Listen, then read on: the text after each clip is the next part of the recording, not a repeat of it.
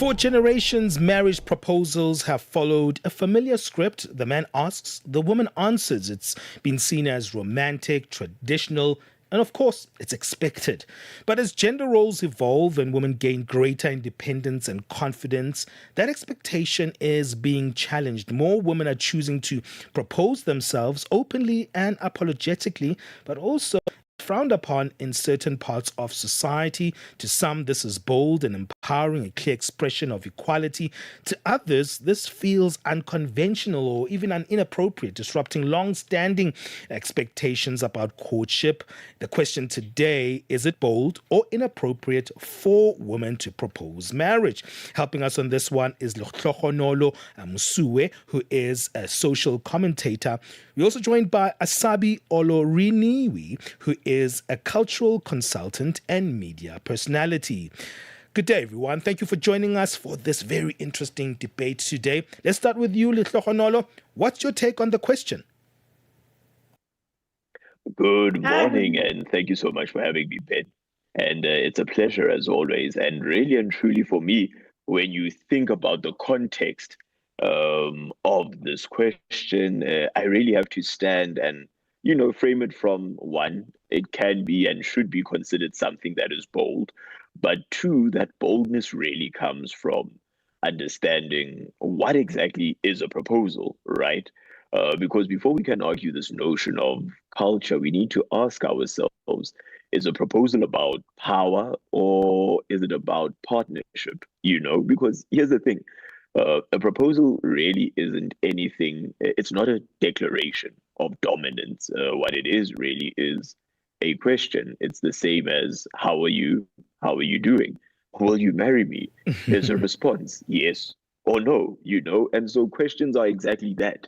They're invitations, they're not takeovers, they're not decisions, they're just that it is a question. And so ultimately, when we understand that, we then move to the next step and understand that the essence of marriage is that it's a mutual thing, So if marriage is mutual, why then must initiation be unilateral? You get? So I think when we really put it, it's bold, but it's bold because at the end of the day, it's just a question. Literally, just a question. Okay, let's bring in Asabi. Asabi, do you agree? Do you think just the proposal is just a question, will you marry me? That's a question that can change lives. It's a question that changes destiny. It's not just, will you eat? It's not, you're just saying, do you want to eat rice? Do you want to eat bread? Will you marry me? Is the question that is changing destiny. So left to me as an African woman, there is no reason for you to ask a man out. Sincerely, there is no reason. You can give him signs, you can give him signals, but it should not come out of your mouth and be like, will you marry me? Are you as no, see, one thing about it is I believe that this part of culture, let's look at what marriage used to be in our culture. Every African culture, I believe they have this common way of parents having their, I don't know if I'm right, but here in Nigeria, a lot of our culture here, parents have a stand, parents have a say. But because we had removed that part of parents having the say from it, and me, a guy going out to say, babe, I like you, or a lady feeling, I love you, that is what has brought us to this point that we have. And divorce is just like buying peanuts, like buying 6 sweets in the supermarket, in the mall. It's because we left that point of allowing our elders see through it. So there is no reason. As a lady, what do you even know? You are seeing the man physique and you are feeling, okay, I think I like him. Or you have heard something about him and I think I won't spend the rest of my life with him. Okay, so will you marry me? You should not. You can think it. You can feel it. You should not come out of your mouth. Okay, I get what you're saying, Asabi, but why not? Why can a woman not propose a man? Why are you so against it? Okay. For me, for a woman, first of all, culturally, it's a no. Because you are putting yourself at a disadvantage in that relationship. After all, you asked for it. So it will take a matured man to feel this woman asking me out is something. But a lot of, let me not use 95% of situations like that, the lady will live at a disadvantage all her life because she would be at the receiving end of whatever the man is doing to her. The man can choose to maltreat her. The man can choose not to treat her right. The man will choose not to take care of the. Okay, for instance, even in marriage, when a man says, I don't want this child, I want just to, and the woman make mistake. In marriage, and give birth to one child, she will hear women all through her life. I see situation where the man will say, I'm not taking care of this child, you are paying for the child's school fees, you are doing all of that. So for a woman to ask a man out, she will be at disadvantage all through the situation, that relationship. If it eventually leads to marriage, she'll be at disadvantage all through that marriage. All right, because Asabi, the man will make that marriage a living hell. all right, Wow. Asabi, I hear you, right? Asabi saying, the woman would actually change even the dynamics of who provides in the household. Letlhogonolo, that's an interesting dynamic, right? Because it's not just a question from an African context. I disagree with you there, because a proposal is also a financial transaction in the form of dowry, in the form of what we call lobola here in South Africa. So must she go all the way and pay that lobola? Well, here's the thing, right? And this is why we frame it around this aspect of it just being a question, right? Because here's the first aspect. Culture is not static, right? It's something that evolves. I mean, we treat it as this sacred and immovable thing, but culture is actually dynamic. Tradition is the one that remains more, immovable. But because here's the thing, there was a time where women weren't allowed to vote. There was a time where women couldn't even be in lobola negotiations. Their voices were excluded entirely. There was a time where women couldn't own land, women couldn't participate, they couldn't even preach or worship in certain churches. Yet society evolved, right? And this then leads us to the fact that culture is not a museum artifact. It's a living, breathing human organism that is literally shaped by people. But then when we get to this aspect of the lobola aspect of things, and this is where we then see this aspect, or why we say it's a question. Yes, some may argue that in African culture, marriages or marriage processes are initiated by a man's family, and that's true, 100%. Therefore, you would deem it to be inappropriate. But here's the thing, proposing and lobola are not the same thing, because if by virtue of us having this debate, we're talking about, I get on one knee with the ring, will you please marry me? By virtue of us being African, that process is not even something that we, actively participate in. What we actively participate in is the process of, I write a letter, send it, and begin the process. That is an African proposal. But if we look at it from a context of a proposal, will you marry me? Then already we are then arguing about something that is anti-African. But here's the other thing, right? A proposal is something that is personal. Will you marry me? Whereas lobola is a communal thing. That's the aspect. That's what we are used to as Africans. And so a woman proposing doesn't necessarily dismantle the customary process, because the customary process is the letter, which can still be initiated. It simply expresses intent before families formalize it. So you see, tradition governs family negotiation, not emotional expression. And that is the distinction that we need to have. Okay. That is critical. That's very smart, outmaneuvering this conversation, Letlhogonolo. I want to get to Asabi's thoughts on this one after the break. What's your thought on this one? Do you think that a woman proposing marriage is bold, or is it inappropriate? Let us know on all our contact details, +278 328866884. That's our WhatsApp number, or you can find us on that live stream on YouTube. We're using that handle at Channel Africa 1. Africa Update on Channel Africa with Lulu Kabu. South Africa's President Cyril Ramaphosa has informed UN Secretary General Antonio Guterres that South Africa will withdraw its troop contribution to MONUSCO, the UN peacekeeping mission in the Democratic Republic of Congo, after nearly 27 years of involvement. Defense expert Dean Wingren, what are the main security implications of South Africa withdrawing troops from MONUSCO, and why now? South Africa has been part of the MONUSCO mission since it was established in 1999 and is South Africa's longest running peacekeeping and peace enforcement mission. So it's not something to be taken lightly when the President says that he's unilaterally withdrawing from the mission. Why now is the question. Well, the MONUSCO mission has always been intended to be terminated initially at the end of 2025, and then it was extended to the end of this year. So with the funding crisis within the UN generally, there's less funds for these peacekeeping missions, and hence the UN has had to cut back on the various contributing countries and equipment.